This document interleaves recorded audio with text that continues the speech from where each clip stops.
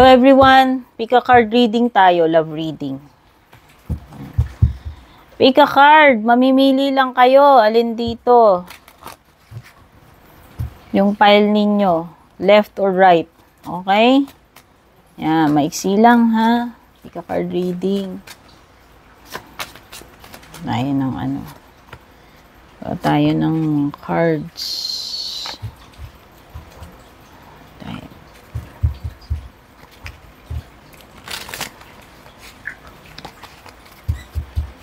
Mamimili lang kayo dyan, kaliwa or kanan. Oh, meditate kayo mabuti. Oh, walang dayaan ha. Isa lang piliin ninyo. Para naman kahit papano accurate, 'di ba? Kaysa naman yung dalawa 'yon, lahat pinili niyo, okay? Tingnan natin ano ba 'tong mga energies na meron dito sa person mo, karelasyon mo man to, hindi, ka-connect mo, ka-MU mo, hindi ko alam. Hindi ko kontrolado energies dito, guys. Pwedeng past, present, or future energies yung lilitaw dito. So, don't expect too much dito sa ating reading kasi yung mga ganito ay pang general lang eh. Hindi siya personal reading, no? So, hindi ito for sure sukat na sukat sa energies ninyo. Okay? Maraming salamat pala bago man po kayo dito or matagal na sa support, pagsubaybay, mga nag-like, follow, subscribe, na nag-share lagi ng mga readings natin, malaking tulong, mga nag-avail ng subscription, membership, private readings, nagbigay ng stars or super thanks, yan. Mga walang sawang sumusuporta. Ayoko na nun, nakita na yung card eh. Tago na lang natin. Okay. Yan na. Ano na natin. Ayusin na natin. Tapos pili kayo. Saan kayo, ano, pwede nyo i-pause yung video. Saan kayo mas attracted? Yun yung piliin ninyo. Maganda mag-meditate kayo mabuti. Paaramdaman ninyo alin yan. Okay? So, mga interested sa private reading ko, guys, tandaan ninyo, may mga gumagaya ng page ko sa anumang platform yan. Hindi ko nababanggitin yung mga platform, pero dito marami. Kahit na ano, kinukuha yung picture ko, pangalan ko. Kapag merong nag-add friend, nag-message sa inyo para mag-offer or manghingi ng kahit ano, hindi po ako yun. Never ko po ginawa yun. Kapag may gumaganon, hindi ako yun yung mga fake na gumagaya sa akin na nagtitake advantage sa mga tao na kaya nilang utuin, lokohin. Okay? Make sure na fina-follow nyo yung mga legit na page ko or channel. So, I assume na nakapag-post na kayo, nakapili na kayo. Unahin ko na itong nasa kaliwa. Itabi ko muna to ha. So, dito tayo sa left. Mga nakapili nito. Ito yung love reading nyo.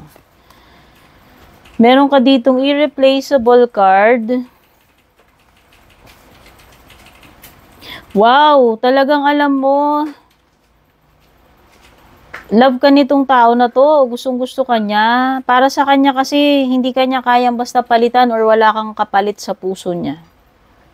Yun yung sinasabi dito, ayan. You are irreplaceable in this person's heart. Irreplaceable, the way you love can never be matched. Or pwedeng ano, nare-realize niya na kung gaano ka magmahal, siguro, parang, kumbaga, parang doon sa kanta ng, ano, vertical ba yun? Vertical horizon ba yun? The best I ever had, parang gano'n. O, kasi ano eh, kung paano mo siya minahal, walang kapalit yun. No? Walang makakatumbas. So, yan. Pwedeng, ano, alam niya ikaw yung the best na na-experience niya. I think of you at night, ayan, no? Naisip ka niya eh. Think of you at night when the world is asleep and my mind is awake. So, pwedeng napupuyat siya, walay ka niya naiisip, naman ka ng puso at isip nitong person na to. Kaya lang may mga ano to, hindi ko alam anong mga nirereklamo nitong tao na to sa buhay niya.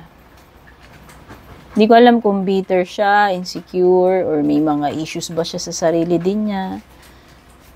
Or nagkaroon ba siya ng mga resentment sa'yo, hindi ko alam. Kasi parang may mga inirereklamo siya eh. Meron ditong Sagittarius energy, ayan, pwedeng you're dealing with a Sagittarian or meron ka sa birth chart mo na Sagittarius energy. Meron ding Leo, tsaka summer solstice. Itong summer solstice is may timing na binabanggit dito within a few weeks daw. Okay, so mga pwedeng pang nagdaan na to or paparating, no? Kung pang nagdaan, ibig sabihin nakalipas na yung mga ilang linggo or kung mangyayari pa lang to, bilang ka ng mga ilang weeks pa. Okay? Ang sinasabi kasi dito is something about letting go. Pero may mga bagay na dapat mong i-cherish, i-celebrate, no? Meron din kasing sinasabing success dito eh. So, kung ano man ito na related sa inyo nitong person na to, nakakonect mo, or nasa isip mo is, this is a period ng something siguro na pwedeng magkaroon ng katuparan or success na related sa inyong dalawa. Okay. Hoy, paglalaban ka talaga nito. Inilalaban niya yung connection ninyo, dear, kung sino man tong person na to. Whether si Sagittarius to, o si Leo, o may mga ganyan siya sa chart niya, or meron ikaw niyan, basta. This relationship or connection or person is worth fighting for. Paninindigan ka niya. Handa siyang harapin lahat, na siyang tanggapin lahat. Paglalaban ka niya, ikaw ang buhay niya eh. Hindi siya basta-basta magigive up or aatras. Yun lang yung nakikita ko dito sa person na to. Okay? Ayan andun yung matinding courage na kahit na naghihintay siya, willing din siya maghintay actually. Pwedeng nasaktan na to pero parang willing pa rin siya na bigyan ng another try yung naging connection ninyo. Hindi kanya talaga basta i-give up eh. Itong tao, nandyan pa rin yung kanyang faith. Nandun pa rin yung nag-hold on pa rin siya para sa iyo. Para dito sa connection ninyo. Okay? So, yan yung pile number 1, yung nasa left. Ipat na tayo dun sa isa.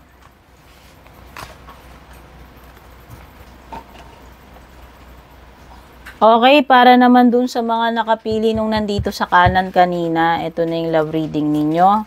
Ayan, ang unang-unang card dito. Maaaring may matinding connection, feelings, chemistry. Ayan, I have never felt a passion this intense. Pwede may matinding feeling ka, siya sa'yo, or pareho kayo, kung sino man tong person na to, karelasyon mo man to, ka-MU, ka-connect, whatever, no?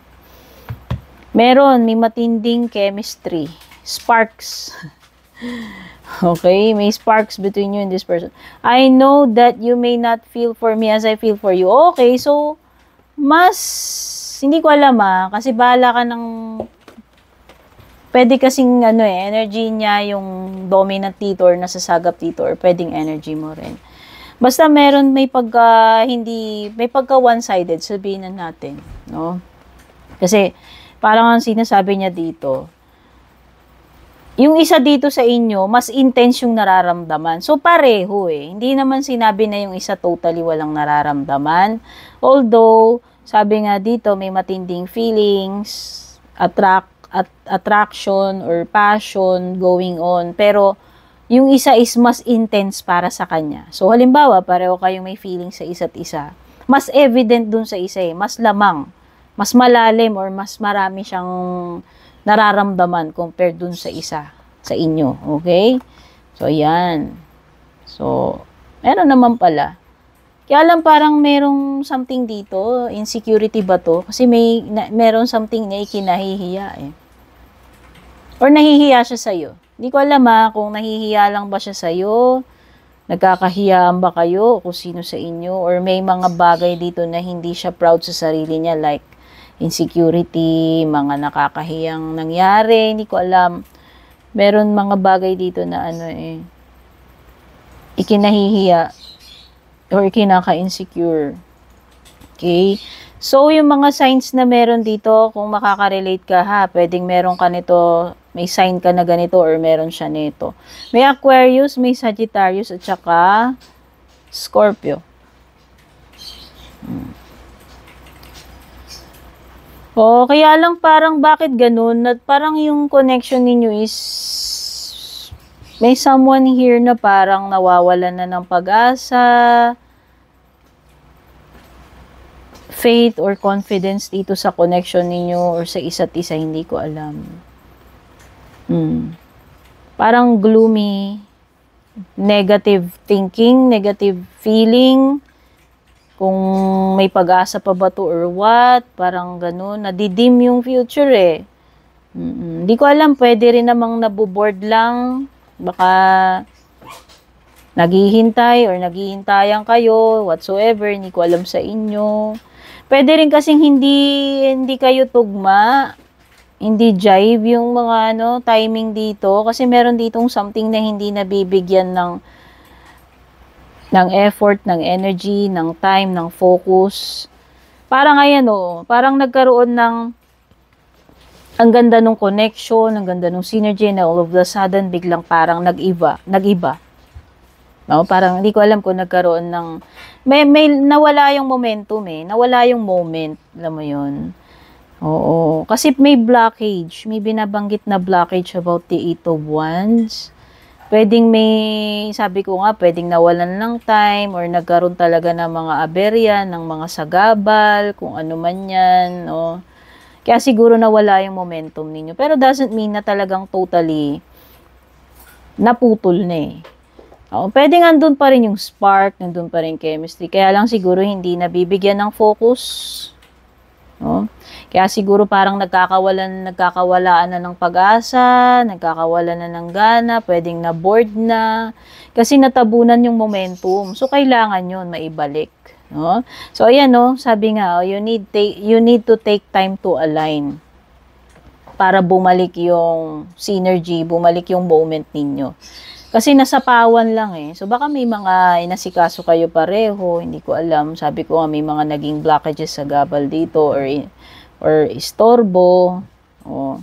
May mga interventions Meron something din na put on hold. So, hindi ko alam kung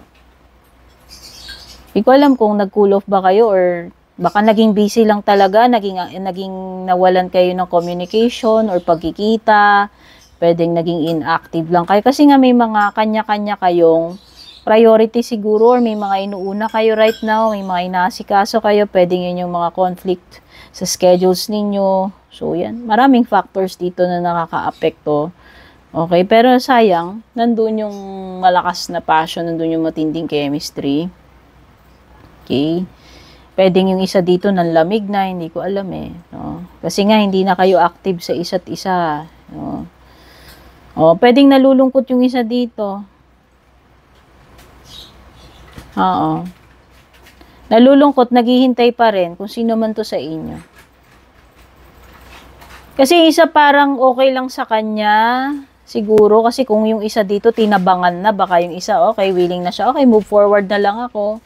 Whatever, kung mag-reconnect, kung may mangyari, kung magkita, mag-usap, di ganun, pero yung isa kasi mas siya affected much kasi siya nga yung mas invested dito sa inyong dalawa. Sabi nga kung meron mang nararamdaman dito na malalim, yung isa is mas malalim yung feelings niya.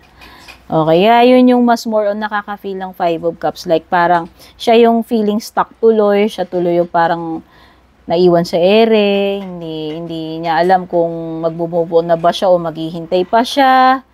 Ayan. So, yan yung na-pick up kong energies dito sa second pile. Okay? Sa inyong pick a card, love reading. So, ayan guys, I hope na-enjoy nyo tong reading na to or somehow, kung naka-resonate kayo, nakatulong sa inyo.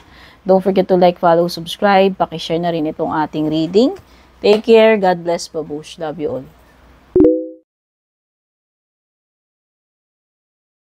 And kung balak nyo pong mag-book or mag-inquire ng personal readings ko, basahin nyo lamang po itong nakasulat sa screen or yung nakalagay sa description.